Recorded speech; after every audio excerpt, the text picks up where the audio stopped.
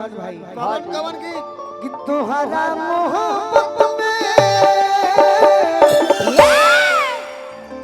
ये जिंदगी खराब हो गई। लेकिन जैसे हमारी घर की माँ है, हमारी बहन है, हमारी भाभी है, वैसे ही आप लोग हैं। हाँ जी। और दुनिया में शायद हम भी चाहते होंगे सपने में क्या कि अगर हमारे बड़े भाई की बड़े भाई का बेटा होगा, हाँ जी, तो खूब धूमधाम से उसका प्रोग्राम करेंगे जन्मदिन में। हाँ लेकिन जब हमारी भतीजी हुई थी, हाँ जिसका नाम दिव्या है, तो दिव्या के आने पर इतना हम लोग आगे बढ़े, तब हम जाने कि बेटी का क्या महत्व है। बेटी माने लक्ष्मी। हाँ जी। एगो बाप अपना मेहरारू के पेट में जनलन कि हमारे मेहरारू के पेट में लइकी बिया, तो एकरा के का करब? आगरन जो नष्ट करा दो। नष्ट। लेकिन उहे लइकी प्रगट हो गई दुर्गा रूप में। हाँ हाँ। अब प्रगट हो के अपना बाप से कहल का कि आखिर हमार का गलती रहे।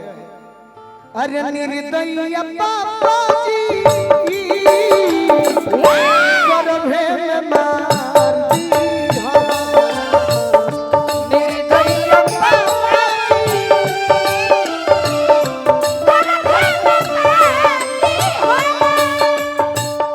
बेटी दुलरुई के आँखी के तरुई के, बेटी दुलरुई के आँखी के तरुई के, अरे बेटी दुलरुई के आँखी के तरुई के, बेटी दुलरुई के हाँ आँखी के तरुई के, हाँ जी। अरे सपना उजार दी हो। निर्दयी पापा जी गर्भे में मार दी हो। निर्दयी पापा जी गर्भे में आज के डेट में लड़का लड़की नौजवान सब है इंस्टाग्राम चलत रहे विकास बाबा। हाँ जी। तो दू गो गाना हमारा आज ले बहिनिया हिट गाना नहीं खेले, लेकिन बेटी के बहुत गतला हमारी के धार के हो कतनो की आई एगो नाई बिना। हमारी के धार के हो कतनो की आई एगो नाई बिना। अरे कैसे करे जाओ जुड़ाई रे भाई एगो नाई बिना। कैसे करे जाओ जुड़ाई रे भाई एगो नाई बिना। निर्दयी पापा जी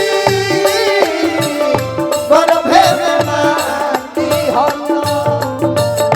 निर्दयी पापा जी गर्भे में मार दी हो।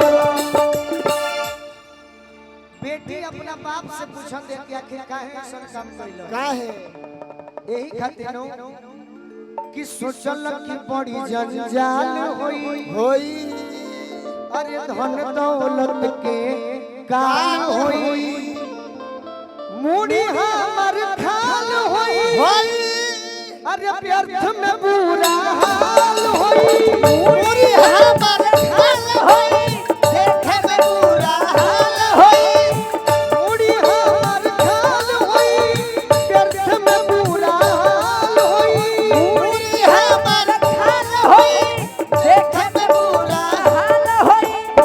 अरे बेंजुआ बढ़ावा ना यार। तहार जब मित्र पूछलन हाँ जी।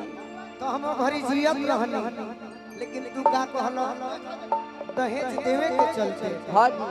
अल्ट्रासाउंड में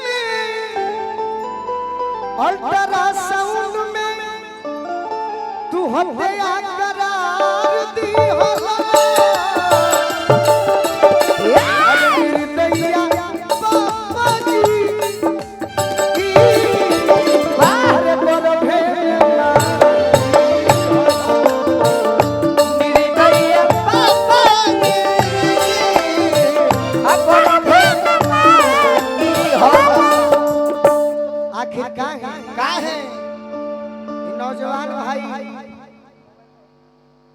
हम बिना माइकियों के गाले जितना लोग खड़ा बा हाँ जी 50 आदमी के मंच पर बैठा ले आगा ले हाँ हाँ साउंड किले बड़ा नियमन हाँ जी व्यवस्था कइले बड़ा नियमन हाँ ऑपरेटर छोड़ दे बड़ा घर है सही बात स्टाफ लोग आइल बा तो कहां से मिली हाँ जी अरे ऐसन काहे कसूर कइलो ऐसन काहे कसूर कइलो हर दुनिया में आवे ससुर कइलो दुनिया में आवे ससुर कइलो आखिर काहे पिंटू पेरी गोलू राजा के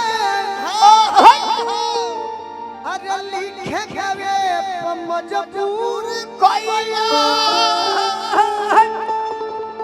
हिस्सा के बदल हमके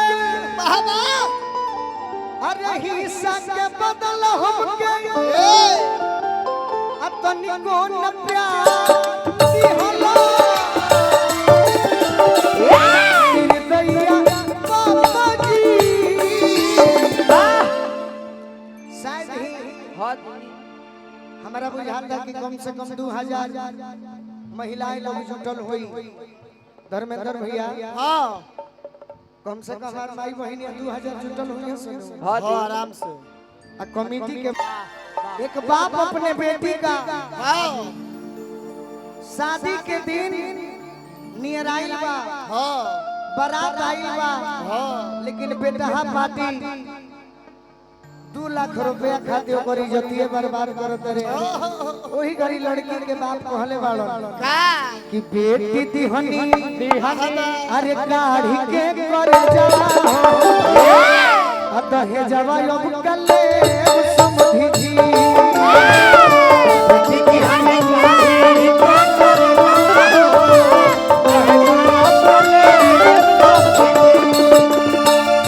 काहे कि अपना लड़की के हाँ पेट कटी पढ़वनी कॉले जवा पेट कटी पढ़वनी कॉले जवा जवा अब कले समझी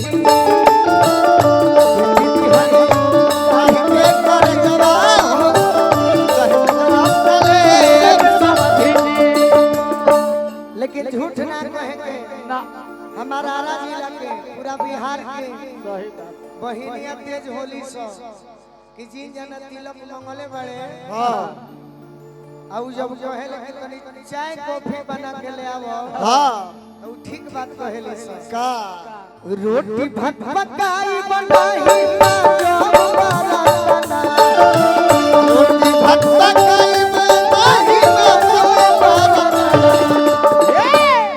रोटी भात पकाई बनाही मांजो बरातना काहे काहे अरे दहेज देख के किनले बानी दहर के सजनवा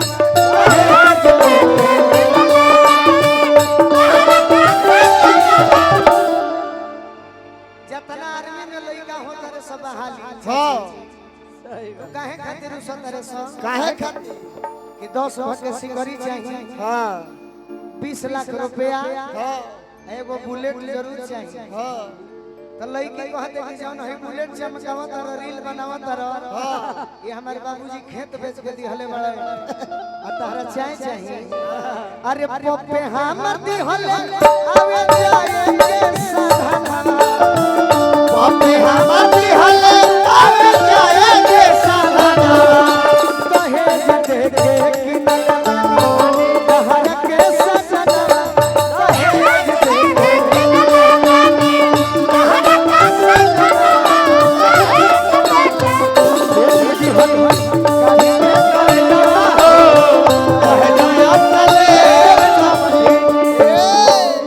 अगर माई बहन के गीत अच्छा लागत है तो एगो ताली बजा के आशीर्वाद दे दी सब